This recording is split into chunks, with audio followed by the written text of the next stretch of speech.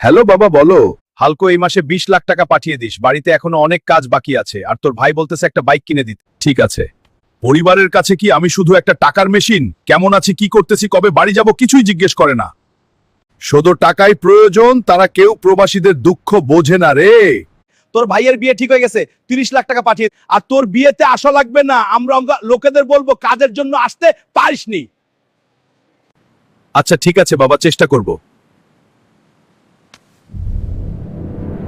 কিরে মতিন মিয়া, তোমার বড় ছেলেদের বিদেশ থেকে অনেক টাকা পাঠায়? হ্যাঁ ভাই, একটু পাঠায় কিন্তু খরচও তো কম। তবু ভালো, আমারটা তো কিছুই পাঠায় না। আরে না ভাই, এই বাড়ি জমি জামা সব আমার ছোট ছেলে ব্যবসা দিয়ে করেছে। হালকা তো 2 বছর ধরে বিদেশে, এখনো একটা টাকাও পাঠালো না। বিদেশে গিয়ে তো সে মেয়ে নিয়ে ব্যস্ত।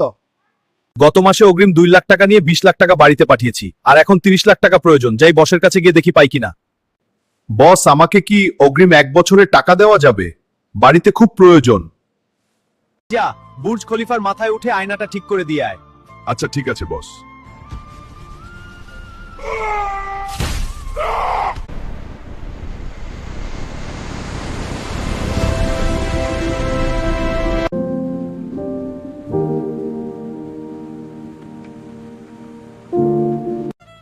এই নাও চাচা, 30 লাখ টাকা বাড়িতে পাঠাবে বলে হালকু অসুস্থ থাকার পরও কাজে গিয়েছিল। বাবা হালকু, তুই আমাকে ক্ষমা কর।